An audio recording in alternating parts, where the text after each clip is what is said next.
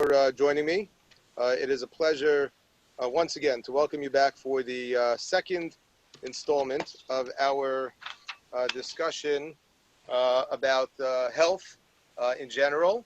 And tonight, after our introductory discussion the other night, we're going to talk specifically about 5 areas in which it would seem to me that our community is perhaps a little more in need of attention in terms of some of our habits. I will not be offering so much tonight in terms of the way, in terms of suggestions. It is really just either to raise awareness or perhaps even more likely just to point out that which we all know. Sometimes when we are able to talk about things together as a group, makes it a little more real, and we're able to think perhaps in a more meaningful, sincere way as to what changes, if any, we are willing to make, either as individuals or maybe even more collectively as a community. Of course, this is not an exhaustive list by definition. I came up with the number 5.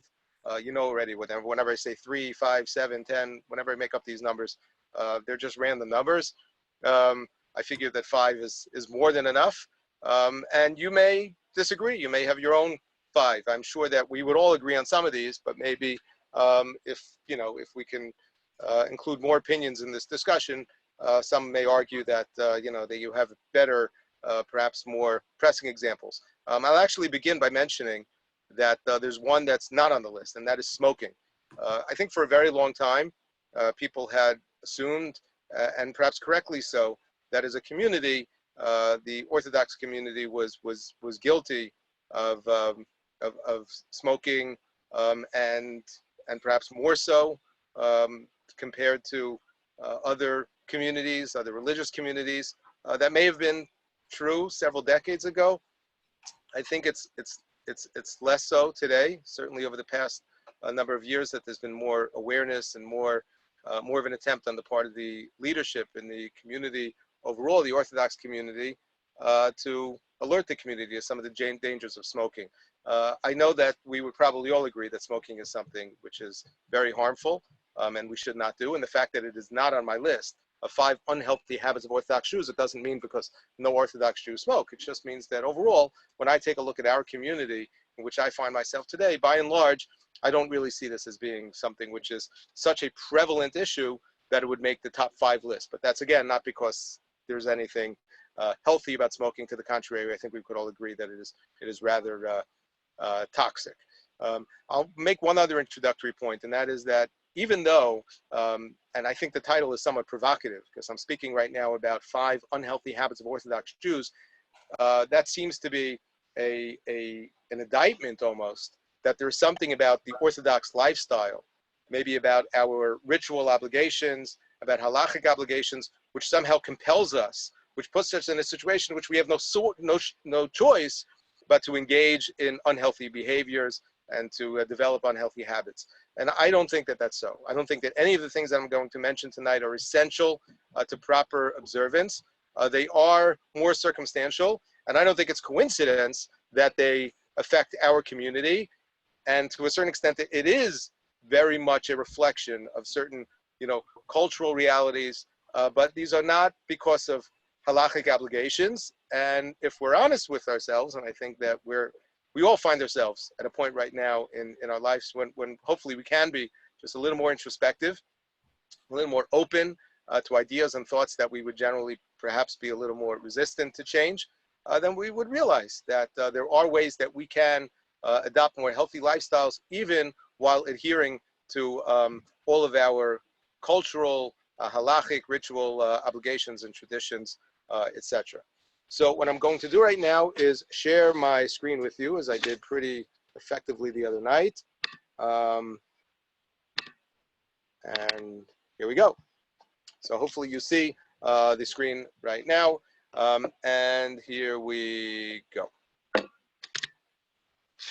Here we go. Let's try that again.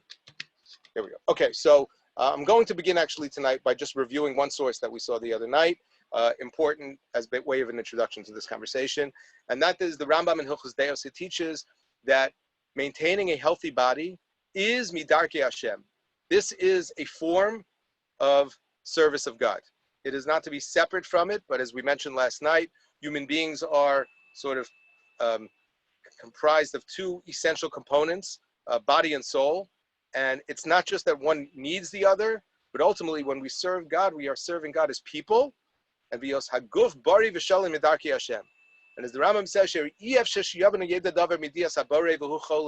the person cannot fulfill basic religious requirements, even raising one's spiritual and intellectual awareness of an understanding of God, if a person is going to be sick and preoccupied with managing one's health, certainly to the extent that this is something that could be avoided with better, more healthy lifestyles. Therefore,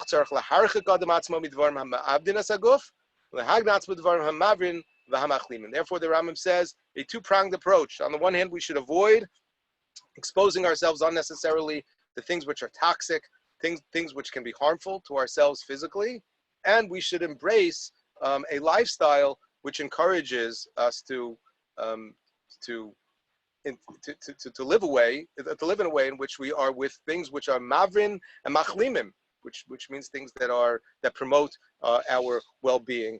And the Torah as well, as you see over here, Arachaim Kufnin Hey, mitzvah lahanigatzma bibida tova vanhagatova lishma briyuso. A person has to try to conduct his life in a way in which we are promoting healthy living, and this is part of our obligation as Torah observant Jews. So what are the 5 unhealthy habits of Orthodox Jews? Here we go. Number 1. Oh, sorry, before we get to number 1, I want to share with you, you see it's already 10 minutes in, and one more introductory comment over here. There's an article over here by someone named Yedida Goldman. I don't know who she is, but at the time that she wrote this article, she was a senior at Stern College. Is it healthy to be religious? This was printed in a publication called Derech HaTeva. You can get this online, just as I did. It's a fascinating article. And over here, the author wonders whether or not it is actually healthy to be religious. What does that mean? Meaning that if we would observe a lifestyle in which we would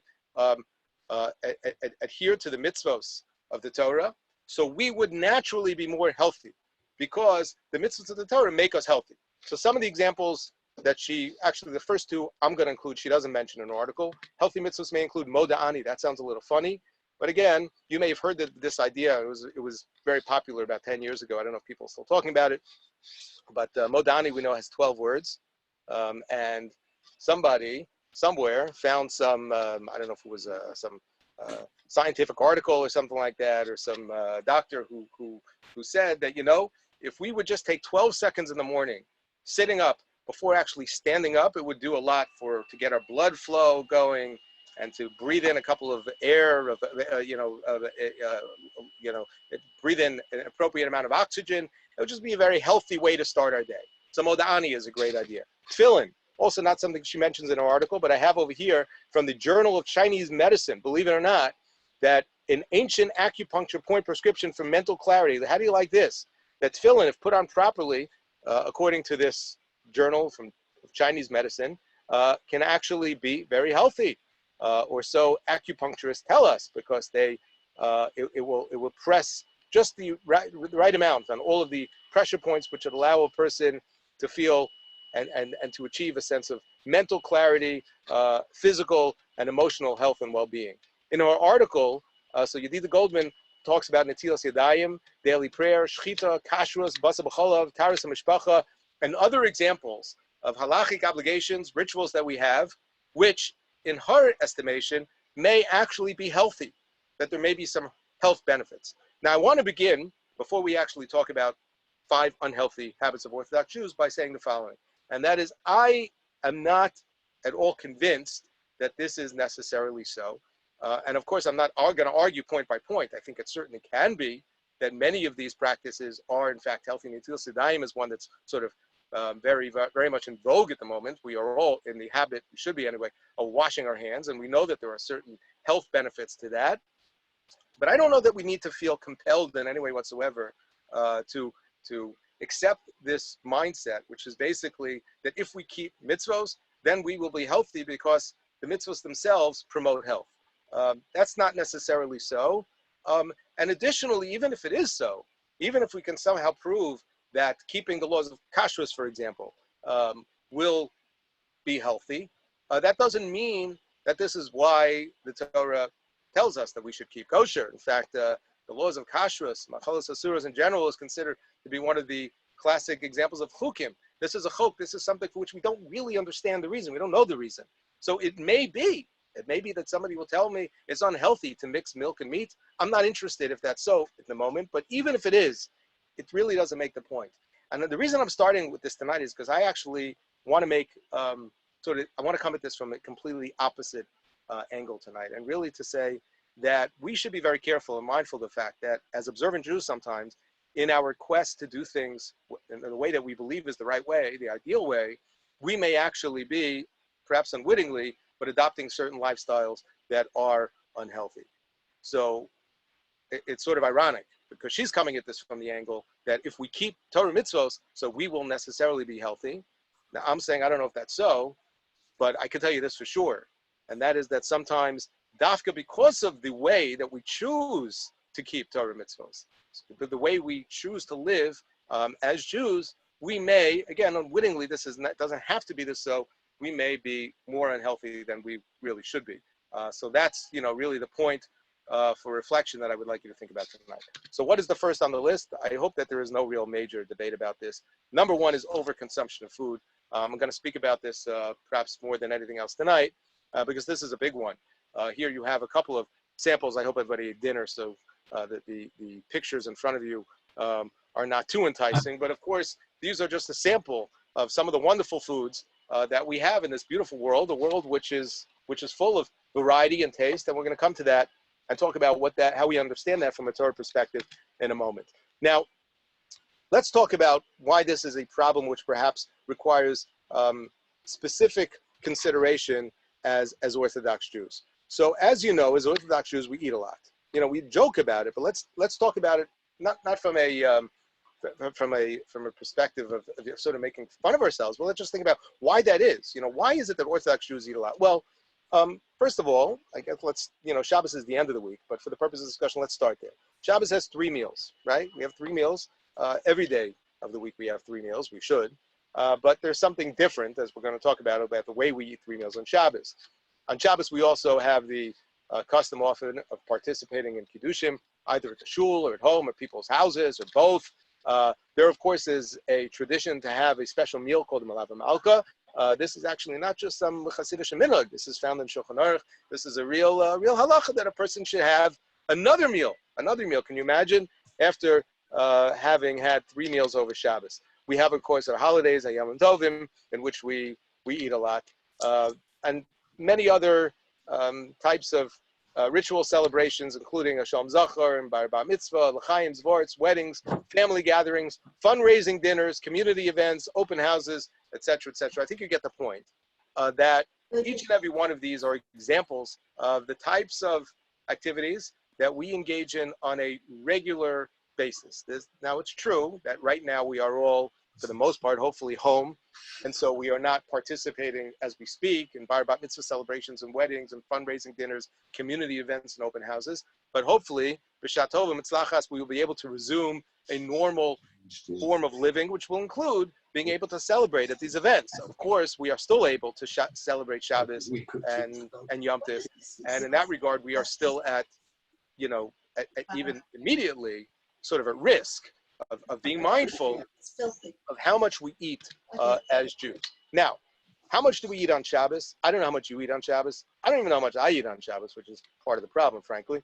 But if you do a little homework, as I did online, you will find that Dr. Anders Nerman, who's a nutritionist, actually in practicing in Jerusalem, I believe, did sort of the math for us, and shows us that the total caloric assessment of Shabbos meals is somewhere around 6,000 calories over the course of Shabbos.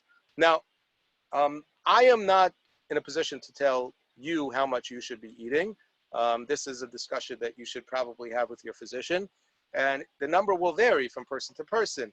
There could be many reasons why somebody has to have fewer calories, and others have to have more calories. But on average, if I'm not mistaken, I think, generally speaking, a healthy adult is supposed to consume somewhere, but approximately, I think, about 1,800 calories a day. I could be wrong. I actually should have checked that out beforehand, but I believe that's more or less correct.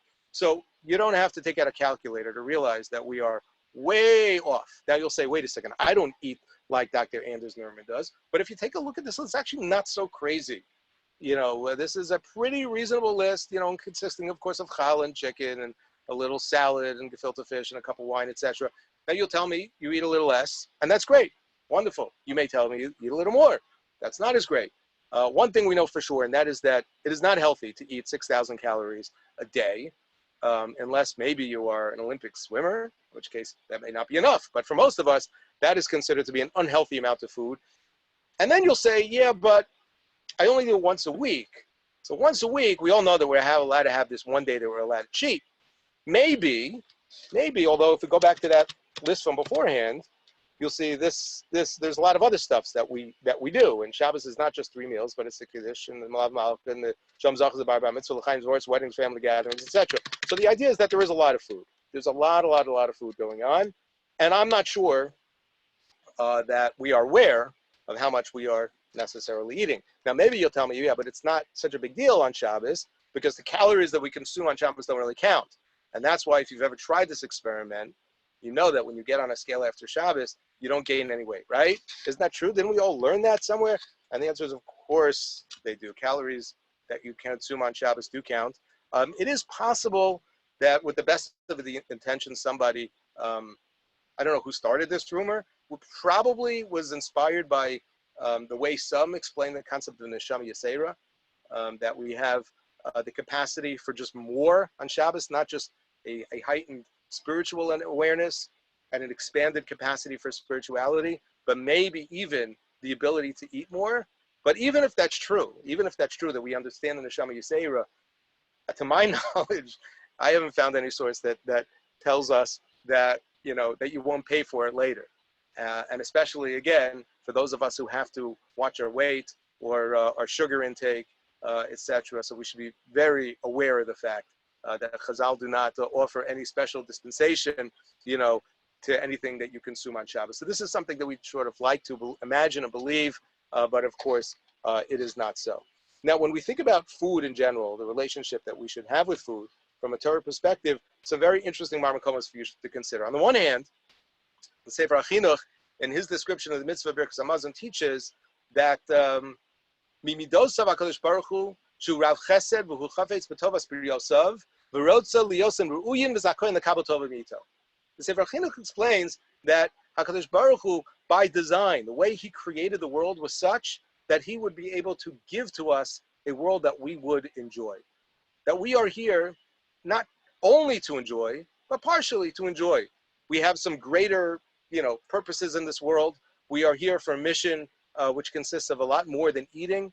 But since we need to eat in order to live, eating is not to be seen merely as a means to an end, but really something which can be experienced in a very pleasurable way. And HaKadosh Baruch Hu wants us to enjoy it, which is one of the reasons, and this is Sefer HaChinuch and Birkas Hamazon, why we are told that we should recite a bracha afterwards. Because we should thank HaKadosh Baruch Hu not just for giving us the basics that we need to survive, but HaKadosh Baruch Hu wants us to have the ability to enjoy ourselves while we are doing it. There's a Yerushalmi, this is very striking, Yerushalmi in Kiddushin, which says, Rav, Asid Adam Litin Div Cheshbon, Akosherasa Einav Lo Achot. That a person ultimately will be held accountable for all that one sees in this world and chooses to avoid. If a person sees a particular fruit, let's say, and says, you know what, I've had enough to eat in my life. Okay, so HaKadosh Baruch Hu created another fruit. Very nice, I'm not interested.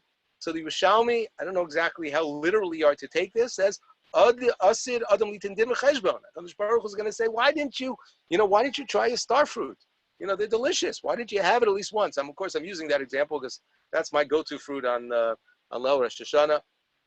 But there are fruits that we don't typically run to. Now, of course, we can't take this too literally. If we would go up and down the aisles of a supermarket, so there are obviously many products, even among the kosher ones, that are just just too much. I don't think that there's a greater kiyum in trying every brand of cereal that's out there. That just can't be. That doesn't make sense. But if there are certain meaning, there are certain species that HaKadosh Baruch Hu created in the world, certain species, certain tastes, and part of the variety that is available to us and to our palate, basically, Yerushalmi is saying that is there for our enjoyment, and we shouldn't deny or deprive ourselves of that. The Mishnah Berurah brings down, Kasvar Achronim B'Shem Yerushalmi, I'm assuming it's this Yerushalmi, the mitzvah lechomat mikol min chadash b'shana, batam kedei laharo shechavev alav briyaso shel HaKadosh Baruch Hu. It's a mitzvah to eat a little bit of every new min each and every year. Now, again, practically speaking, you could raise the question as to how applicable this is us today, because we don't even have min chadashim. It's almost, you can almost get anything at any point when you want it, even though I know there's, every once in a while there's shortage of certain foods. But by and large, we can, the whole idea of a min chadash is not really part of our experience, but still, conceptually, this is a very powerful idea. And that is that there's a mitzvah to eat a min chadash each and every year to show, thank you, HaKadosh Baruch Hu. Thank you for creating such a beautiful and delicious world. Furthermore, there's a Gemara in Nazir, Daf Yotas, a famous Gemara, which teaches that one of the reasons the Gemara says why, or at least according to one opinion, why a Nazir would bring a carbon chatos after the his purification process. Says the Gemara, what he did was he deprived himself of wine. And then the Gemara goes on to say,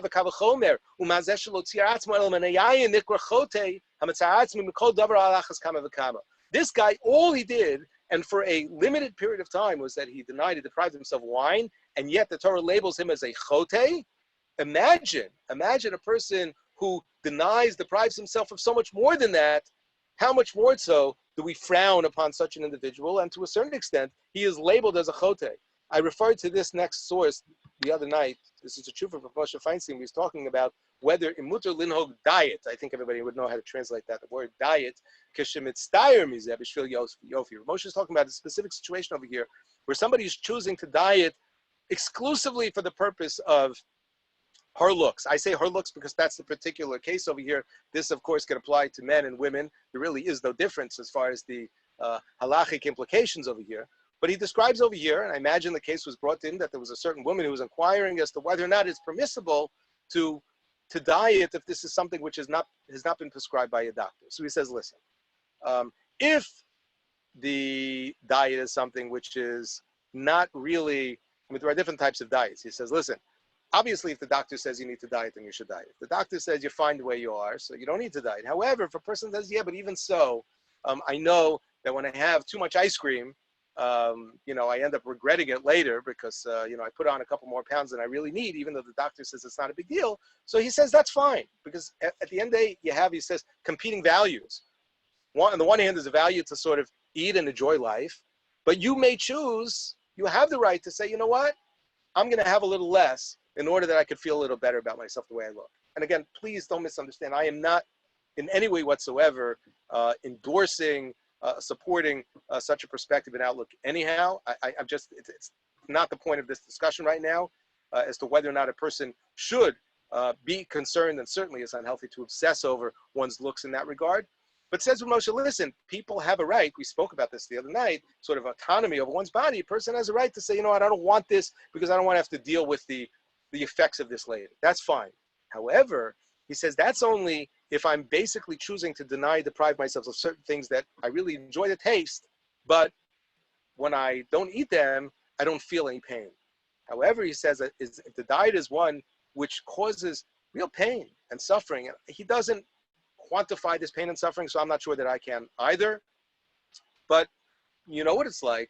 Everybody here has fasted. You know what it feels like towards the end of a fast day.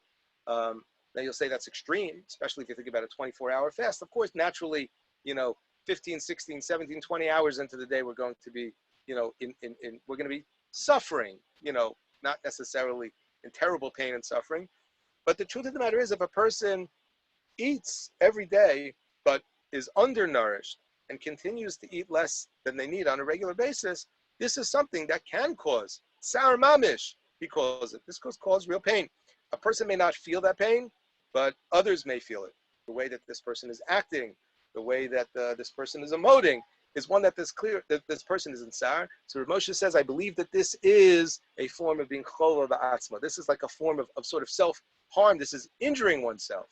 And we're not permitted to do this. We're not permitted to go ahead and starve our bodies. We don't mean it in the literal sense.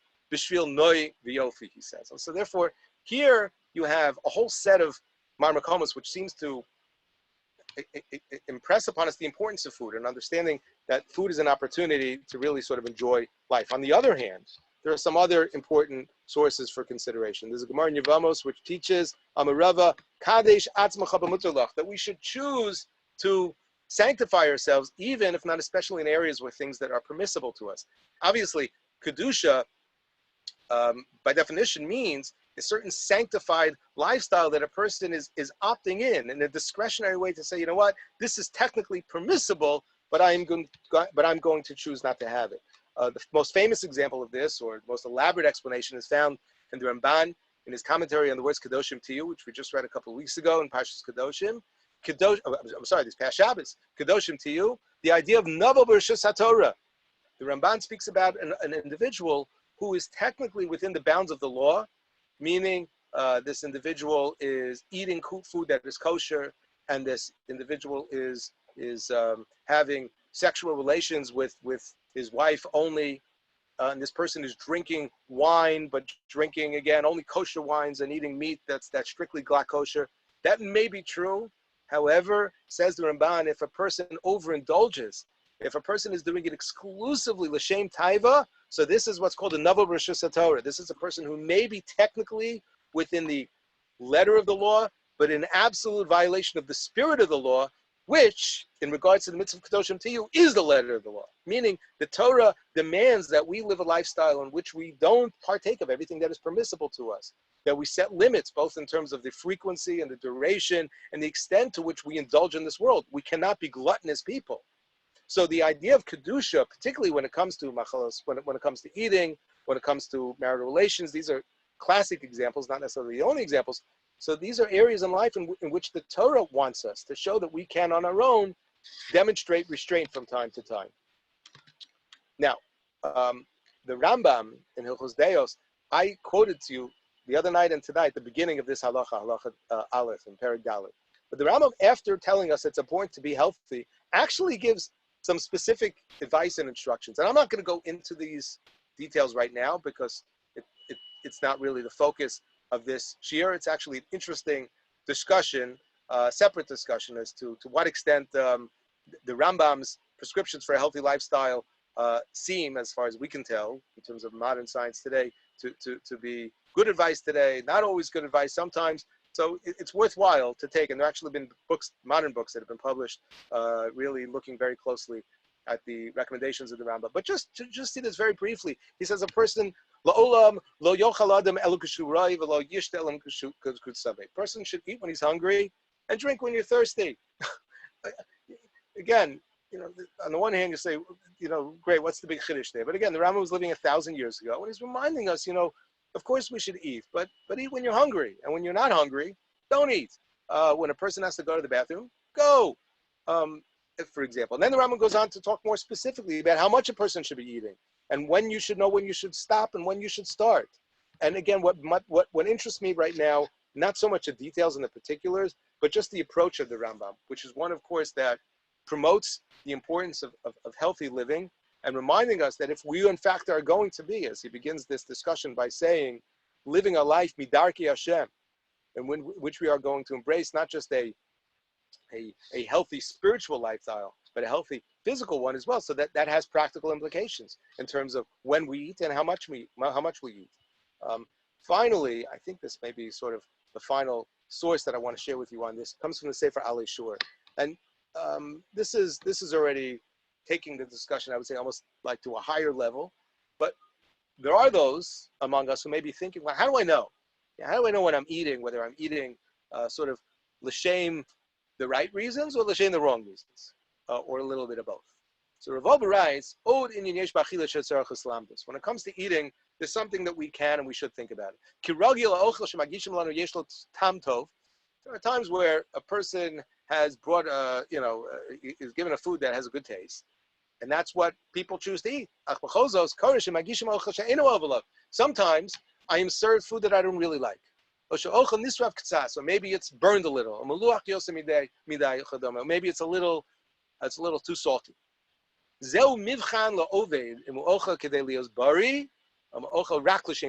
is a great moment, a sort of a great litmus test for this person to say, you know, at the end of the day, am I eating to live or am I living to eat? I'm paraphrasing, that's basically what he says.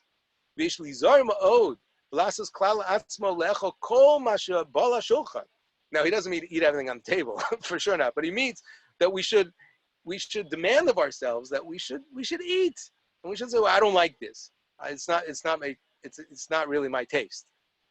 And he says more than that, there are people who say, I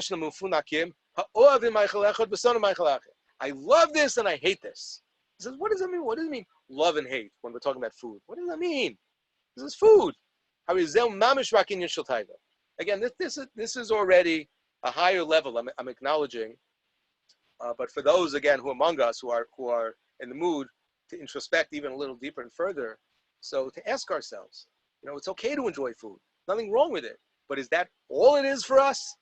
V'haraya, he says, when somebody, you know, is in a situation and, you know, I don't have my favorite foods here, or the foods that I like, okay, I can still eat. I'll be okay. And he says, Avas ma'acholim in mu'uneges mu'ugenes b'tzarchei aguf himida maguna mamish. He says this idea of loving food is not something which is part of the ideal experience of the Jew. This is something which he calls a mida maguna. Now you have over here on your screen samples of some of the most popular kosher cookbooks that are available. I may not be so up to date. Please forgive me. As you can tell, I don't really know what are the newest and best. But even if you don't know anything about kosher cookbooks, if you look at the 8 examples that are here, they reflect a certain attitude. A lot of this is marketing, and I really, really want to be very clear that I am not in any way whatsoever looking to speak in a disparaging, critical way about the authors, the producers, the publishers of these books. They're wonderful, and I'll be the first to admit that I benefit from them, even though I've never opened one up, but in many, many ways. It's wonderful. But I think we could all agree and acknowledge that this phenomenon is somewhat new. Cookbooks have always been around, but this whole, the cooking, the kosher cookbook industry is something which is relatively new, and it reflects a certain attitude that if it is not navo b'shus Torah, and may not be, I think it deserves consideration. And we should just think about where this is coming from and what it is that we are trying to accomplish. There are more spices that are available today to add to our foods and our favorite dishes than we knew existed even a few years ago. And there are times that people will go to several stores just to find this new and latest spice that may be available. Here, I cheated a little bit over here. Forgive me. If you look, you'll see. I just try to give you an example of some of the kosher symbols that are available on the market, but I just, this is really one page that appears 4 times, but there really are hundreds, maybe probably thousands of kosher symbols. And it's wonderful, but it's also part of I don't say it's part of the problem, but it reflects the kosher and the kashrus industry, which is one which has, it's a $1 billion+ industry. It is a massive industry, and one that like I said, I think reflects some accomplishments and achievements which we should be proud of, and really service us, and in a very meaningful way, but also may be conveying messages which are antithetical to Torah values. I'm going to skip that source because we're running out of time over here. I'm going to skip here as well.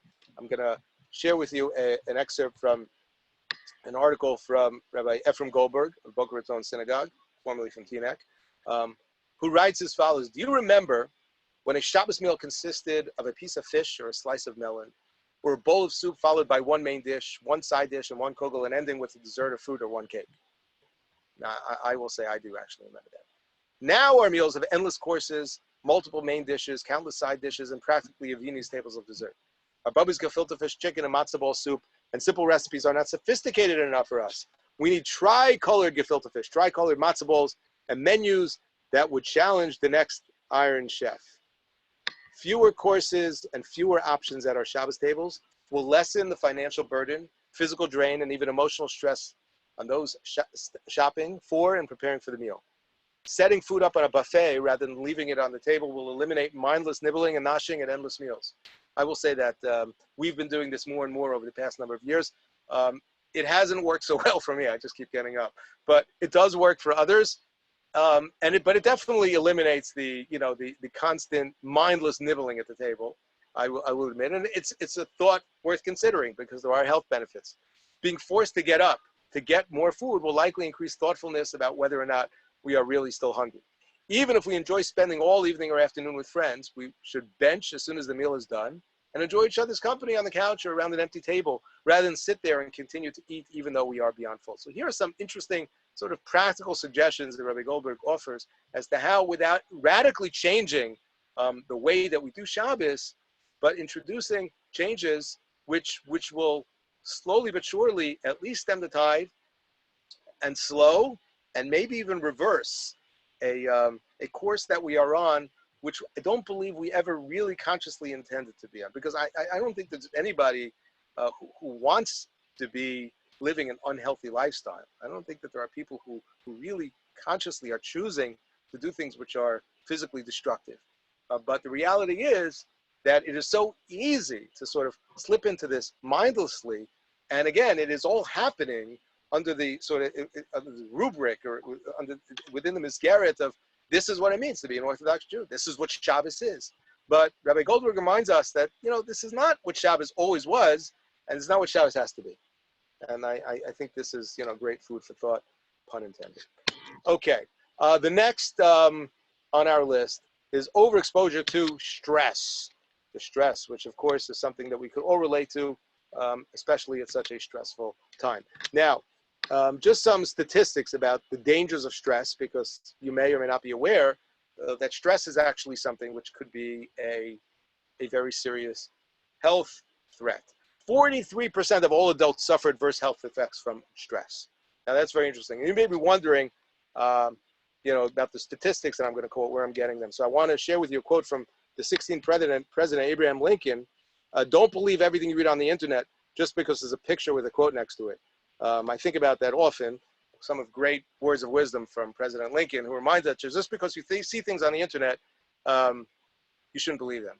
Now, I have no way of knowing if anybody is laughing right now because I can't see you, but I'm assuming that some are, and of course, Lincoln didn't say this, which is part of the point. You have to sort of take my word for it that I didn't take the statistic from my 6th grade science fair paper. But again, you may do your own research and find out that it's actually 42% or then it's 65%. But there are real adverse health effects from stress. 75% to 90% of all doctors' visits are for stress-related ailments and complaints. And this doesn't mean, by the way, that they are psychological. This doesn't mean that a person is sick merely because of the fact that they're stressed and it's all in their head.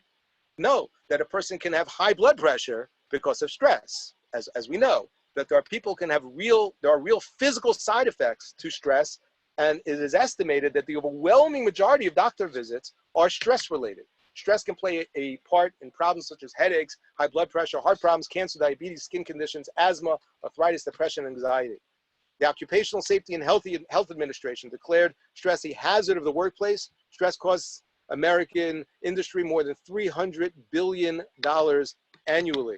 The lifetime prevalence of an emotional disorder is more than 50%, often due to chronic unrelated stress reactions. So stress is real, and it is harmful, it is unhealthy, and at times it is even deadly. Now you may ask, well, why is this? What does that have to do with our community? After all, this is about 5 unhealthy habits of Orthodox Jews. Now, stress is not a habit, but it is so much, I believe, it reflects so much of our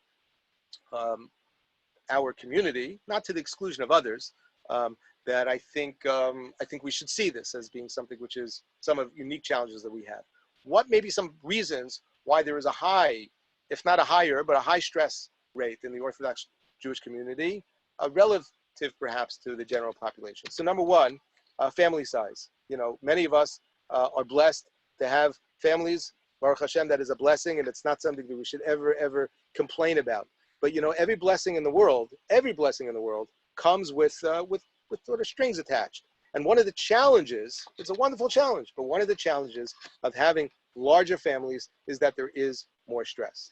It's a fact, and it's not a bad thing, and it doesn't mean because we're doing anything wrong. But one who is blessed with one child will have stress related to that child. It has to be said, someone who is blessed with no children will have even greater stress with that reality of having no children. But again, stress is stress, and I'm not interested in comparing and quantifying, but 2, 3, 4, 5, 6, 7 children, and in some communities, it is not uncommon to having more than that, can definitely increase stress within the home. 2 working parents, which is very common within our community, more so, I believe, than the general population. The cost of yeshiva tuition, and this is not really something I want to discuss right now, whether it is a yeshiva tuition crisis or a spending crisis, and whether it was inevitable, it was going to happen anyway, and the bubble is about to burst.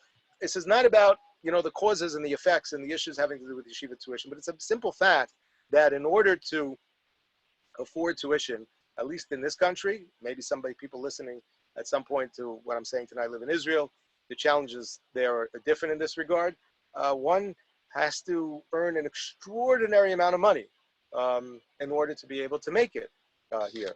General cost of living, cost of making simchas, and those who heard my Shabbos Agada drasha, hopefully you haven't forgot already that I mentioned general cost of living and the costs associated with simchas is something that I think we really need to think about, not only because of the fact that it is unhealthy, as I'm positing right now, but just going back to what I mentioned beforehand, I think often it is in every way, shape, and form reflects the words of the Ramban of being a novel b'shus HaTorah. Social pressures, the shidduch crisis, long holidays, 3-day Yom Tov fresh in our minds. It was a little different this year for many reasons, for many of us, because of the fact that we were home anyway. People who have to leave work often, early on Friday. These are all, features of our lifestyle which can add to stress. Focus on personal growth and religious development. I hope that people are not stressing too much, but are thinking about this from time to time. Say, you know what, it's really hard find time to learn. Trying to keep a regular minyan attendance schedule is something that could be stressful.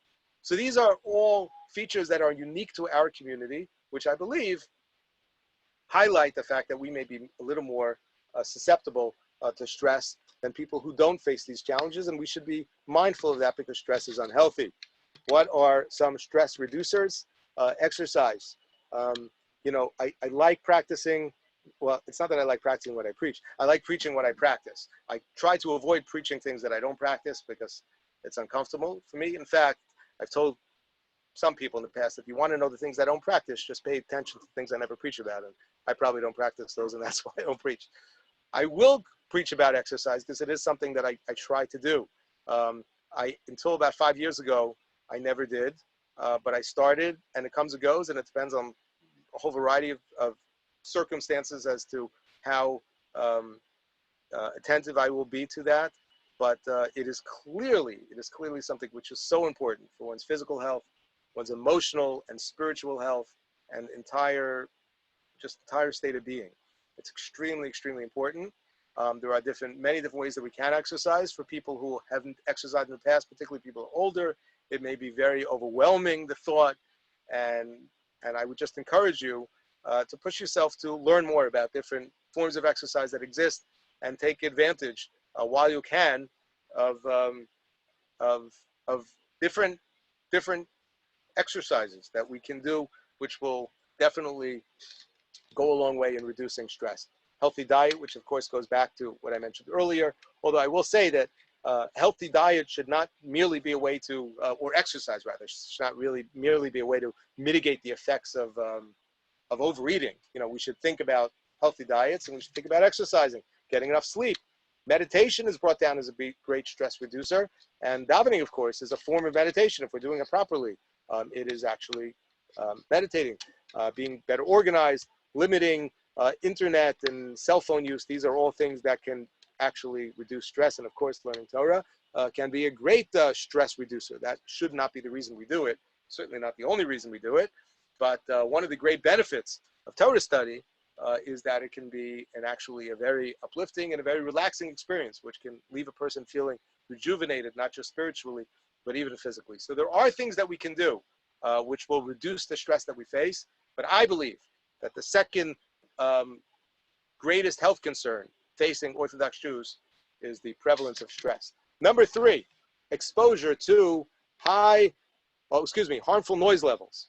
Exposure to harmful noise levels. What is he talking about? Exposure to harmful noise levels. So watch this. I want to show you. 30 million people in the United States suffer from hearing loss. 30 million people. Over 10 million people suffer as a direct result of exposure to noise. Noise-induced hearing loss can be immediate, or it can take a long time to be noticeable. It was once explained to me, again, I haven't really brushed up on the science, but our ears, and particularly, the mechanical systems which enable us, allow us to hear, are like everything in our body, honestly. They come hopefully with a lifetime warranty, but they do sort of deteriorate as time goes on. And that's almost inevitable. So there is going to be, just part of the aging process, there is going to be a deterioration over time of one's ability to hear. If we're lucky, particularly if we're older and we're not noticing it, that's great, but it's probably there nonetheless.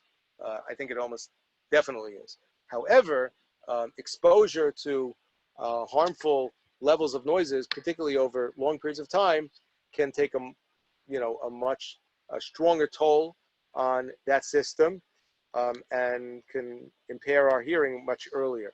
Here's an example, just a chart, just to give an idea of different noise levels of things that we typically are exposed to, everything from ringing telephones to jet engine aircrafts. It just gives you an idea of what's considered safe and risky and what's actually considered harmful. So if you would spend a lot of time, for example, well, let's just start at the end over here.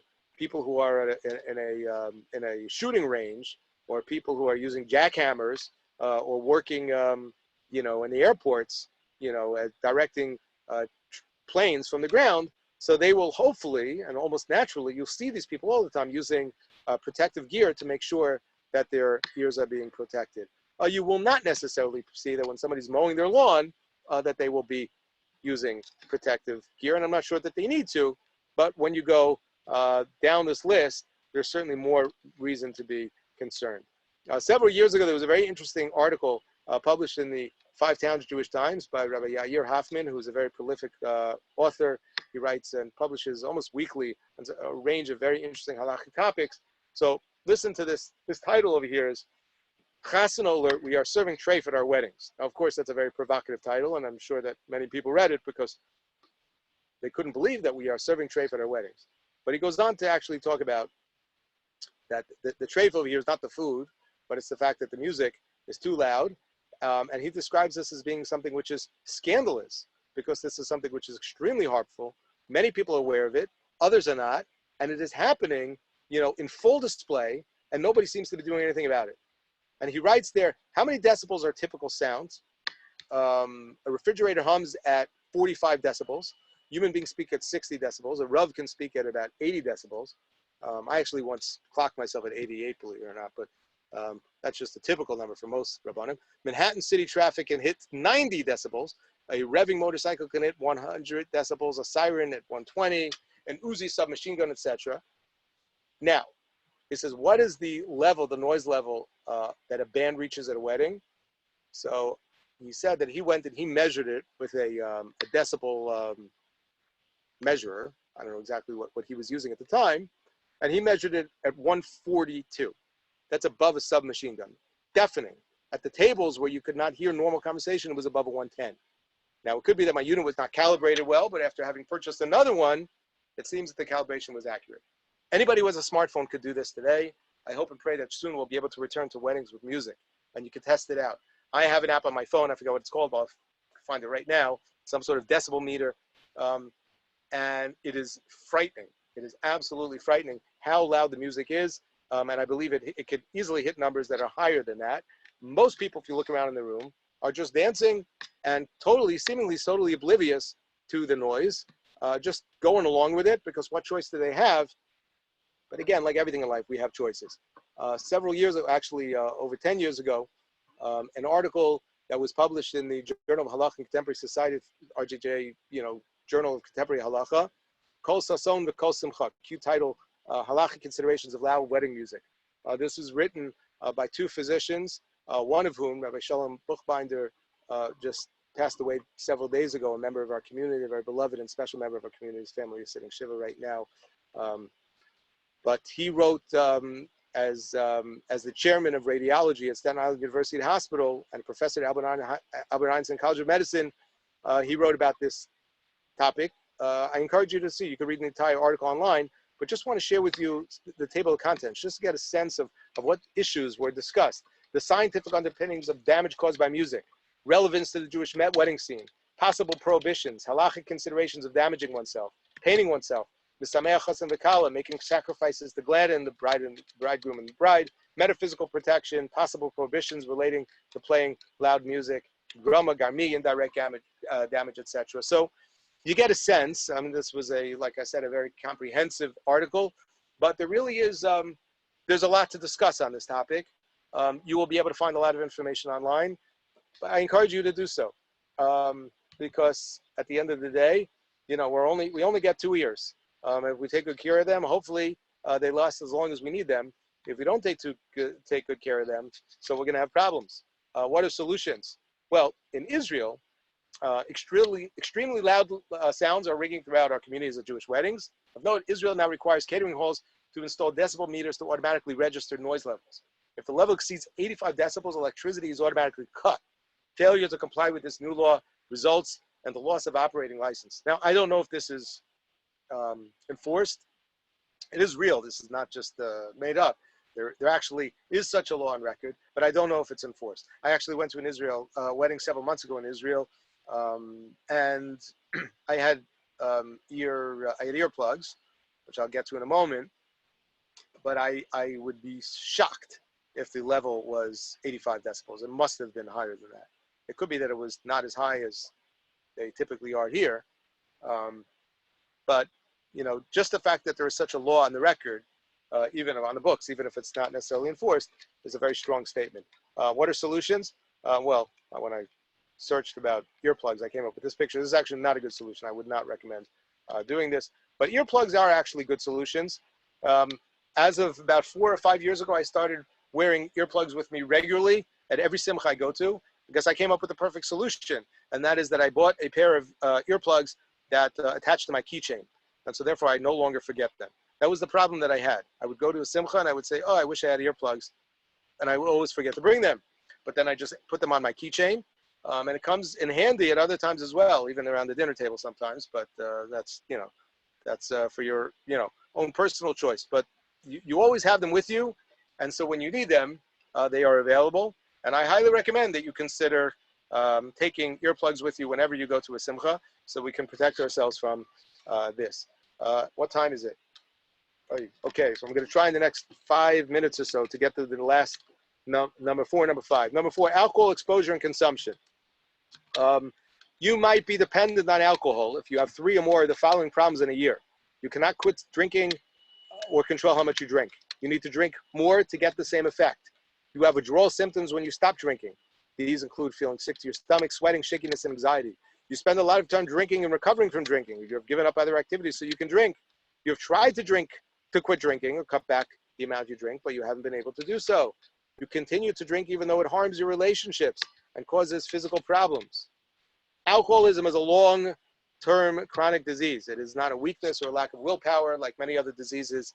It has a course that can be predicted, has known symptoms, and is influenced by your genes and your life situation. Again, you'll ask, what does this have to do with us? This is listed as an unhealthy habit of Orthodox Jews. What does this have to do with Orthodox Jews? So I'm going to suggest 3 reasons why I think that we are particularly at risk. Number 1, there is a higher prevalence of shame and denial in the Orthodox Jewish community when it comes to many social issues, when it comes to mental health issues, and alcoholism. Alcohol abuse is certainly one of them. I think that this has improved dramatically and will hopefully continue to improve to the point where there is no stigma. But I think it is fair to say that there continues to be, unfortunately at this time, as far as I can tell, there will, for the foreseeable future, a stigma associated with these types of social and actual physical ailments in our community.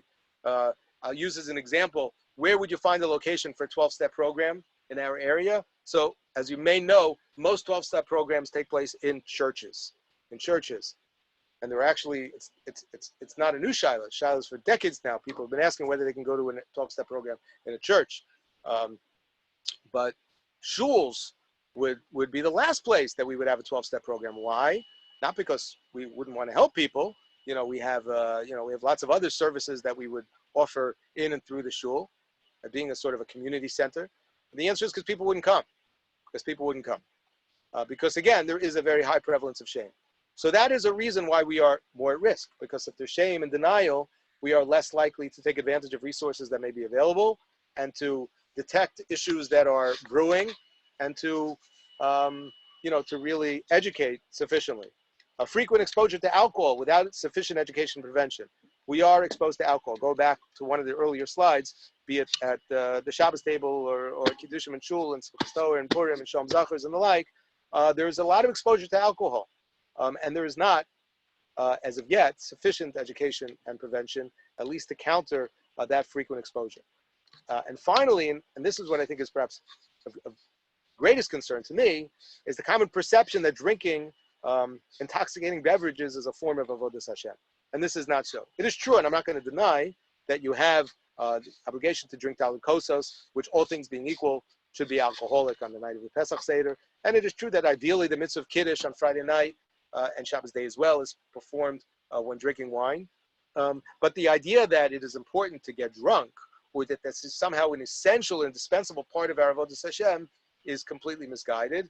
Notice that I didn't say anything about drinking wine in Purim, which is a completely different discussion. Certainly not Simchas Torah, which has really no basis whatsoever in halacha or tradition.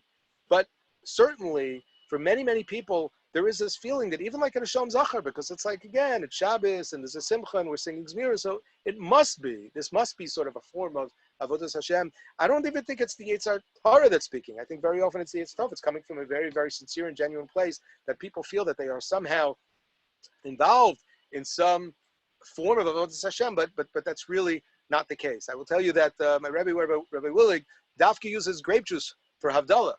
Why? Because he can. Because his attitude is, you only drink alcohol when you must. And if you don't have to, you don't. It's very interesting. So, I mean, obviously, needless to say, Rebbe Willig is an Eved Hashem. But avodas Hashem does not require that we drink intoxicating beverages, certainly to the point that we become intoxicated. It is never, ever necessary to become drunk. But there is a common, it's really it's a misconception, but there is a perception that exists that this is somehow a part of our religious obligations, ritual obligations, and that's not true. So I think that these three factors together put us as a community at greater risk. And finally, number 5, carbon monoxide leakage and exposure and fire safety issues in general. Carbon monoxide poisoning is an illness caused by exposure to too much carbon monoxide. It is a colorless, odorless, and tasteless gas. Too much carbon monoxide in the air you breathe can greatly diminish your ability to absorb oxygen, leading to serious tissue damage. Carbon monoxide poisoning can lead to death. Where does carbon monoxide come from? So it is produced by appliances and other devices that generate combustion fumes, such as those that burn gas or other petroleum products, wood, and other fuels. The danger occurs when too much carbon monoxide accumulates in a contained, poorly ventilated space. So this is very common within our community, particularly when we have fires running for long periods of time, be it on Shabbos or Yom Tif, even with the blech in place, whatever the case may be. Very often there is insufficient ventilation and it is dangerous. And I have been told personally from the local fire department that there are an average, I haven't been told this recently, but several years ago, they told me that on average, they get 3 calls every Friday night to religious homes, to Jewish Orthodox homes where the carbon monoxide detectors are going off. I don't know if that's changed, but as of several years, that's what I was told. And that is a startling statistic. And I guess the reason why we are perhaps not as mindful about this as we should be is because, thankfully, rarely do we hear of tragedies, but there clearly are problems. We should all have working carbon monoxide detectors, etc. I remember that that same fireman told me that there were actually new appliances. They may be available in the market already that are going to be coming out soon, which will have automatic shut-off switches, so that when there's a dangerous level of carbon monoxide that's detected, it will shut the gas entirely, which is wonderful on the surface. But I told him at the time, I don't think it's going to help us all that much, because that very same market is going to produce a product with a bypass switch, which is available for Jews only.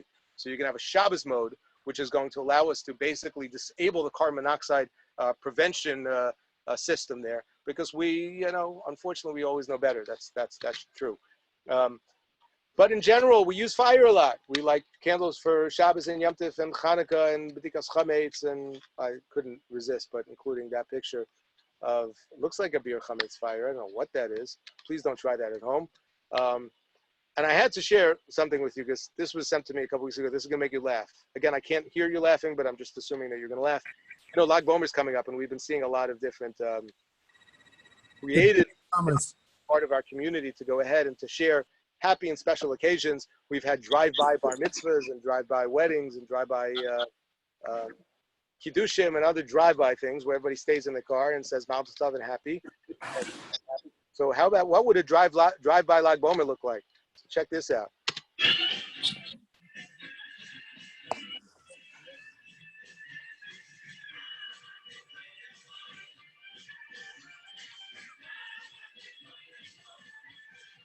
Anyway, I hope you enjoyed that as much as I did. That's what Lag Bomer may look like this year. Of course, that's a joke, so please don't try that at home. But the point is that that we have unfortunately, it's not unfortunate. It's okay that we use fire a lot. Fire, if handled in a responsible way, is fine.